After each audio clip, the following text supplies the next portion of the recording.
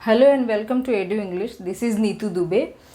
आज हमने वोकैब के सेशन रखे हैं जिसमें हम आज सिनोनिम्स पढ़ेंगे। कुछ ट्रिकी मेथड से पढ़ेंगे उसको, ताकि रटना ना पड़े, आपको याद हो जाए। अभी जैसे कि डियर लर्नर्स, बहुत सारे कॉम्पिटिटिव एग्ज़ाम्स अभी आ गए हैं, आने वाले हैं, कुछ आ चुके हैं, तो उनमें वोकैब्स ज़रूर पूछते हैं। और ये जो मैंने वोकैब्स आपको आज मैं जो कराने जा रही हूँ, ये किसी न किसी एग्ज़ाम्स में रिपीटेडली हर कोई ना कोई एग्ज़ाम में आए हुए वर्ड्स हैं, तो इन्हें आप अच्छे से समझेंगे और ताकि इसी क्लास में आपको याद हो जाए, ज़्यादा रटने की ज़रूरत ना पड़े। और एक पेन पेपर लेके बैठे, उसमें वीडियो को पॉज कर करके नोट भी कर लें ताकि रिवीजन करने में आपको इजी हो। तो स्टार्ट करते हैं। एक्चुअली सिनोनिम्स में जब हम पढ़ते हैं तो बहुत सारे वर्ड्स हमारे वोकैब्स में आ जाते हैं। तो वर्ड्स का जब स्टॉक रहता है तो आपको राइटिंग स्किल में या स्पोकन इंग्लिश में बहुत हेल्प करता है। और ये कई तरीके से आते हैं। आपको कॉम्पिटिटिव एग्ज़ाम्स में क्लोज टेस्ट में आते हैं, या फिल इन द ब्लैंक्स के फॉर्म में आते हैं, तो या मीनिंग फाइंड आउट करने आते हैं पैराग्राफ में से। तो आप इसको अच्छे से समझेंगे तो आपको आगे दिक्कत नहीं होगी। स्टार्ट करते हैं। जैसे पहला वर्ड हमारा है अपील। अब अपील सिनोनिम्स में, अपील का क्या सिनोनिम्स मतलब सेम वर्ड्स, उसके सेम मीनिंग क्या क्या हैं, तो वो हम ऐसे सिनोनिम्स में देखते हैं। सिनोनिम्स अब अपील का क्या है? Attract and interest. इसका मतलब क्या होता है? आकर्षक। अपील का मतलब होता है आकर्षक, मतलब आकर्षक मतलब कि वो आकर्षित करता है, अट्रैक्ट करता है। जैसे अपील को हम एप्पल से रिलेट कर देते हैं कि अपील जो है एक रेड कलर का एप्पल है जो बच्चे को बहुत अपीलिंग लगता है, वो अट्रैक्ट कर रहा है। और रेड कलर से बच्चा अट्रैक्ट हो रहा है तो उसको क्या, खाने में इंटरेस्ट आ रहा है ना। तो ऐसे क्या, वो उसको बहुत आकर्षक लगा और खाने में इंटरेस्ट आया तो बच्चा क्या अपने खाने के इंटरेस्ट को बताता है। तो इससे क्या हो गया, अपील से अट्रैक्ट और इंटरेस्ट। याद हो गया? तो वैसे ही हम किसी न किसी वर्ड को किसी चीज़ से रिलेट कर देते हैं तो हमें अच्छे से याद हो जाता है। अब दूसरा देखते हैं एबंडेंट। एबंडेंट क्या होता है? इसका मीनिंग होता है मोर देन एनफ, मतलब भरपूर, भरपूर मात्रा में भरा हुआ है ना। तो जितना हमें चाहिए उससे काफ़ी ज़्यादा है हमारे पास, कोई भी चीज़ हो। तो एबंडेंट का क्या मीनिंग होता है? यहाँ पे सिनोनिम्स में देखते हैं कि प्लेंटीफुल। अब प्लेंटीफुल को हम देख सकते, फुल को ले सकते हैं कि भरा हुआ है, भरपूर, भरा हुआ से भरपूर, तो प्लेंटीफुल है, भरा हुआ है। एम्पल, एम्पल को भी हम ऐसा कर सकते हैं कि एप्पल से भरा हुआ एम्पल, है ना। बाउंटीफुल, ये भी फुल है, बाउंटी फुल है, तो ये मोर देन एनफ है। इन सबको जहाँ भी ऐसा बाउंटीफुल, प्लेंटीफुल, तो एबंडेंट से हम क्या इसका मीनिंग निकाल रहे हैं कि ये है भरपूर, मोर देन एनफ। ठीक है। तो नेक्स्ट देखते हैं। नेक्स्ट है सरमाउंट। सरमाउंट में इसको हम माउंट जो है, सरमाउंट को माउंटेन से रिलेट कर देते हैं। अब इसका मीनिंग क्या होता है?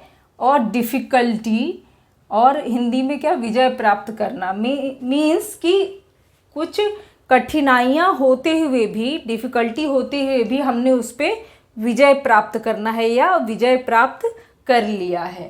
तो इसे हम ऐसा माउंट एवरेस्ट से, इसको सरमाउंट को माउंट एवरेस्ट से ऐसा रिलेट करते हैं कि जैसे आपने अरुणिमा सिन्हा का नाम सुना होगा, तो वो मेरे ख्याल में वर्ल्ड की पहली वुमेन माउंटेनियर है जो कि उनके एक पैर नहीं है फिर भी उन्होंने माउंट एवरेस्ट पे चढ़ने में विजय प्राप्त की। क्या माउंट एवरेस्ट में चढ़ने में ओवरकम किया या कॉन्क्वेयर किया। तो एक डिफ़िकल्टी रहते हुए भी, है ना, एक पैर ना होने के बावजूद भी उन्होंने माउंटेनियरिंग करने में ओवरकम किया, है ना, मतलब विजय प्राप्त की। तो सरमाउंट का क्या मीनिंग निकल रहा? ओवरकम और कॉन्कर, मतलब विजय प्राप्त करना। ठीक है ना। ऐसा डिफ़िकल्टी होते हुए भी ओवरकम किया, कॉन्कर किया, तो ऐसे किसी चीज़ से हम रिलेट कर देते हैं तो वो क्या, लर्न करने में इजी हो जाता है। वैसे ही नेक्स्ट देखते हैं ट्रांसपेरेंट। ट्रांसपेरेंट का मीनिंग क्या होता है? क्लियर, पारदर्शी। जैसे ग्लास है, कोई ऐसा ग्लास है, कांच का टुकड़ा है, उसके हम आर पार क्या बिल्कुल ऐसा दिखता है। सपोज मैग्नीफाइंग ग्लास है तो उसके इस पार भी बिल्कुल अच्छे से दिखेगा, हमें क्लियर दिखेगा। तो उसका क्या मीनिंग आता है, उसको ट्रांसपेरेंट हम बोलते हैं, जिसके आर पार नज़र आए, है ना। तो वो ल्यूसिड हो गया। और ट्रांसलूसेंट, ट्रांसपेरेंट से ट्रांसलूसेंट हम रिलेट करेंगे कि ट्रांसपेरेंट ट्रांसलूसेंट, है ना, क्लियर है, बिल्कुल क्रिस्टल क्लियर दिख रहा है हमें। तो लूसिड का भी मीनिंग, अगर सपोज लूसिड का मीनिंग नहीं पता तो ट्रांसपेरेंट का मीनिंग अगर पता हो तो फिर कैसे, इसमें 4 ऑप्शन है तो आपको पता ही नहीं लगेगा कि लूसिड का मीनिंग क्या है, और यही अगर ऑप्शन में हो तो आप कैसे करेंगे। तो इसको समझ समझ के ऐसे आपको माइंड में सेट कर लेना है, और ये बिल्कुल सेट हो जाएगा। ऐसे 1-2 बार रिवीजन करेंगे ऐसे और याद हो जाएगा। वैसे ही देखते हैं हम वाइटल। वाइटल का मतलब क्या होता है, महत्वपूर्ण, इम्पॉर्टेंट, जो इम्पॉर्टेंट हो, है ना, महत्वपूर्ण। वाइटल मतलब इम्पॉर्टेंट। अब वो इम्पॉर्टेंट कैसे है, वाइटल, बहुत रिवाइटल का ऐड देखा होगा आपने टीवी में। अब रिवाइटल क्या है, वो उसमें सारे इसेंशियल वाइटामिन्स हैं। तो वो वाइटामिन्स क्या करते हैं, अपने बॉडी को एनर्जी देते हैं, स्ट्रॉन्ग बनाते हैं, है ना। तो वो क्यों हमें वाइटामिन्स, वाइटल जो है वो क्यों हमारे लिए रोल प्ले करते हैं, वाइटल रोल प्ले करते हो वाइटामिन्स। अब या तो आप टैबलेट खा ले, या स्प्राउट्स खाए, ग्रीन वेजिटेबल्स खाए, तो वैसे खा के अपने आप को स्ट्रॉन्ग बना सकते हैं। तो वो हमारे लिए क्या है, इम्पॉर्टेंट है, तो एसेंशियल है वो हमारे लिए, है ना। जैसे ग्रीन वेजिटेबल्स है वो हमारे लिए क्रूशियल है, इम्पॉर्टेंट है, एसेंशियल है, वाइटल रोल प्ले करते हैं हमारे बॉडी को स्ट्रॉन्ग बनाने में, है ना। तो इसको हम ऐसे याद रख सकते हैं, ठीक है, समझ में आ रहा है। नेक्स्ट लेते हैं वर्ड मोलिफाई। ये सारे वर्ड्स आए हुए हैं कॉम्पिटिटिव एग्जाम्स में, वो सेलेक्ट करके लेके आई हूँ मैं। तो मोलिफाई, मोलिफाई का मीनिंग क्या होता है, शांत करना, है ना, किसी को शांत कराना। सपोज कोई गुस्से में है, उसको हमें शांत कराना है, तो क्या है, मोलिफाई। मोलिफाई कोई सपोज एले, एले इसका सिनोनिम से एक और क्या हो गया, एले, रिकंसाइल, कॉन्सिलिएट। अब एले को कैसे याद रख सकते हैं, सपोज कोई बच्चा, अगर छोटा बच्चा जिद कर रहा है चॉकलेट खाने के लिए, एले चॉकलेट खा ले और शांत हो जाओ, ठीक है। चिप्स खा लो, शांत हो जाओ, एले चिप्स ले ले, चॉकलेट ले ले, एले, है ना। एले करके ऐसे उसको याद रख सकते हैं कि एले मतलब शांत करना। रिकॉन्साइल, अब कॉन्साइल का क्या मीनिंग होता है, री को छोड़ देते हैं, कॉन्साइल को समझते हैं। कॉन्साइल मतलब मीटिंग। अब मीटिंग जहाँ पे करते हैं तो मीटिंग्स में अक्सर किसी न किसी के विचार जो है एक दूसरे से अलग हो जाते, व्यूज़ कोई अलग रख रहा, कोई अलग रख रहा है, तो उनमें मतभेद हो जाता है, कई जगह बहस हो जाती है मीटिंग में। अब उनको कॉन्साइल, मीटिंग में बहस हो गई तो उनको क्या, रिकॉन्साइल करना है, मतलब शांत करना है। मीटिंग में बहस होने पे उनको रिकॉन्साइल करना है, मोलिफाई करना है, शांत करना है। अब रिकॉन्साइल से ही कॉन्सिलिएट भी हम रिलेट कर लेंगे कि रिकॉन्साइल और कॉन्सिलिएट मतलब एले, मोलिफाई, मतलब सबका मीनिंग क्या है, शांत करना, है ना। मीटिंग में बहस हो रही है तो क्या करना है, उसको रिकॉन्साइल करना है, कॉन्सिलिएट करना है, उनको शांत करना है ना। अब नेक्स्ट देखते हैं, पहले तो शांत हो गए, अब देखते हैं दूसरा क्या है। नेक्स्ट है एग्रवेट। एग्रवेट का मीनिंग क्या होता है, पहले देखते हैं कि हिंदी में बोलते हैं क्रोधित करना, है ना, किसी को क्रोधित कर देना, गुस्सा दिला देना, इरिटेट कर देना, है ना। तो एग्रवेट, एग्रेशन, एग्रेशन का मीनिंग ही होता है गुस्सा।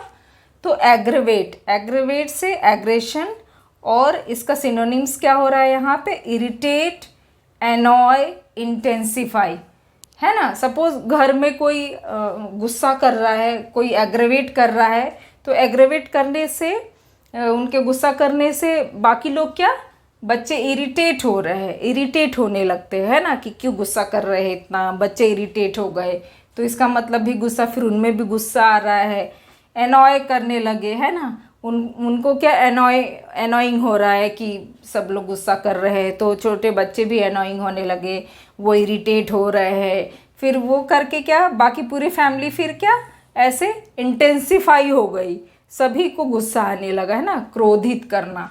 तो ऐसे क्या है, सब इंटेंसिफाई हो गए। तो सभी के meaning aggravate, irritate, annoy, intensify, सभी का मीनिंग हो गया क्रोधित करना।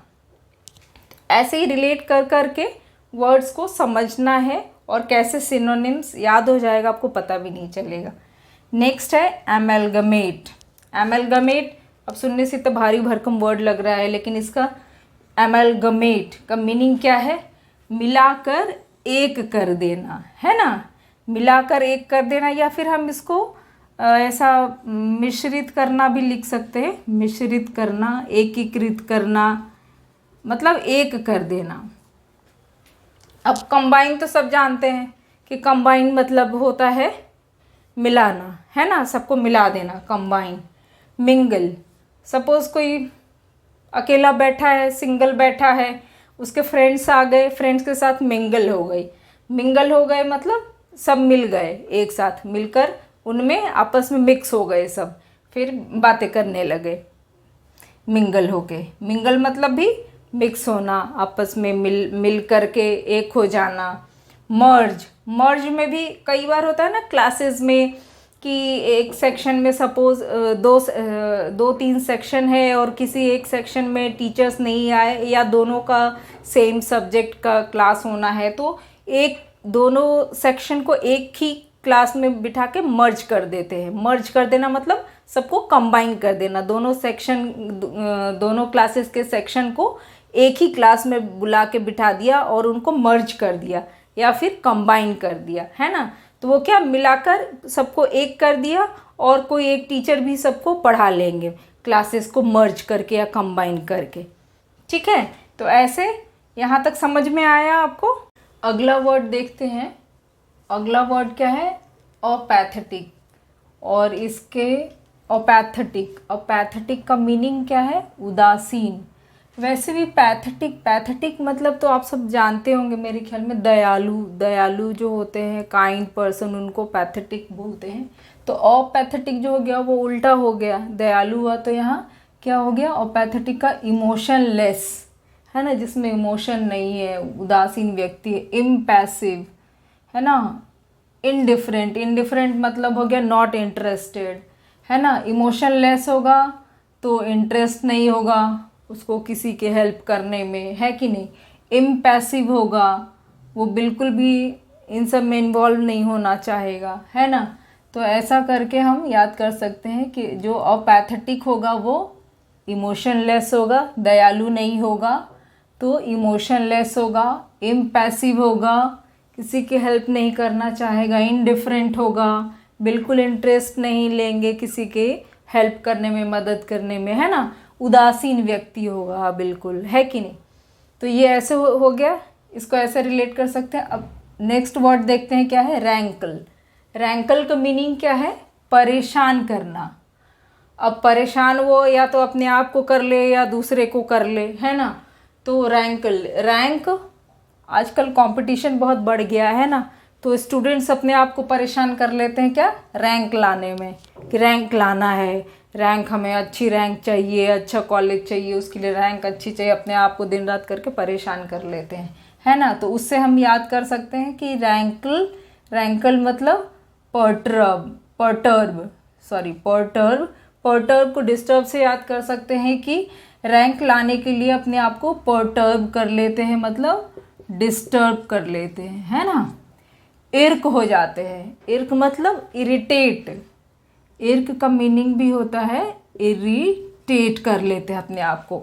नेटल भी परेशान करना ही होता है। नेटल जैसे आपने सुना होगा, शिकारी आया जाल बिछाया, है ना, तो उसमें चिड़िया फंस गए, नेट बिछा दिया, शिकारी आया जाल बिछाया, नेट बिछा दिया, उसमें चिड़िया फंस गए और सब परेशान हो गए, है ना, सब चिड़िया परेशान होने लगी। या किसी के ऊपर डाल दिया तो मजाक करने के लिए, तो वो परेशान होने लगे, है ना। तो नेटल का मतलब भी होता है परेशान करना। रैंक लाने के पीछे पर्टर्ब हो गए, डिस्टर्ब हो गए, इरिटेट कर लिया अपने आप को, नेटल कर लिया। ओके, ठीक है, समझ में आ रहा होगा। नेक्स्ट है ब्रिटल। ब्रिटल का मतलब क्या होता है, सहज टूटने योग्य, मतलब अब जैसे कांच का कोई सामान है, ग्लास का है, वो बहुत जल्दी टूट जाता है। हैंडल विथ केयर, उसको बहुत हमें अच्छे से हैंडल करना होता है ताकि गिर के टूट ना जाए तुरंत, है ना, बहुत जल्दी ब्रेक कर जाते हैं। तो ब्रिटल का मतलब क्या होता है? नॉट टफ, नॉट टफ, है ना, स्ट्रांग नहीं होते, फ्रेजाइल होते हैं, बिल्कुल फ्रेजाइल होते हैं, मतलब बहुत जल्दी टूटने वाले। जैसे आपने बहुत सारे टीवी वगैरह के एलसीडी एलईडी टीवी वगैरह के कार्टन्स पे लिखे हुए देखे होंगे, फ्रेजाइल, हैंडल विथ केयर, है ना। तो ये फ्रेजाइल क्या होता है? बहुत नाजुक होता है, बहुत डेलिकेट होता है, तो उसको संभाल के रखना होता है, तो वो ब्रिटल होता है ना। ब्रिटल मतलब नॉट टफ या फिर फ्रेजाइल, तो उसको हमें बड़ा संभाल के रखना होता है। जो ब्रिटल थिंग्स होते हैं, ग्लास, कांच के ग्लास से ही या टीवी से हम जोड़ लेते हैं कि ब्रिटल है, बहुत संभाल के रखना है, उसको टूट ना जाए। नेक्स्ट वर्ड देखते हैं, शन, SHUN, शन। शन का मतलब होता है बचना, अवॉइड, इग्नोर, नेग्लेक्ट। अब शन को हम सन से रिलेट कर लेते हैं, SUN, सन। सन, धूप बहुत तेज होती है सन में, है ना। सन में दिन में जाने से लोग बचना चाहते हैं कि धूप में जाने से किसी के सिर में दर्द हो जाएगा, कोई कहेगा नहीं, काला हो जाएगा, स्किन डार्क हो जाएगा, आंखें खराब हो जाएंगी, तो उससे सन में जाने से लोग बचना चाहते हैं। तो शन को हम वैसे बचना, है ना, बचना चाहते हैं, तो शन को हम सन से रिलेट कर सकते हैं। तो बचना क्या, धूप में जाने से अवॉइड करते हैं लोग कि नहीं, धूप में नहीं जाना है, अवॉइड करते हैं, बचते हैं, इग्नोर करते हैं। बच्चे भी धूप में जाने से इग्नोर करते हैं कि नहीं, अभी नहीं जाना, धूप है बाहर बहुत, धूप में जाने से बचना चाहते हैं। नेग्लेक्ट करते हैं कि नहीं, मना कर देते हैं, नेग्लेक्ट कर देते हैं कि नहीं, नहीं जाना है ना। तो क्यों? क्योंकि धूप से बचना चाहते हैं, है ना। शन, शन का मीनिंग हो गया ये सारे सिनोनिम्स हो गए।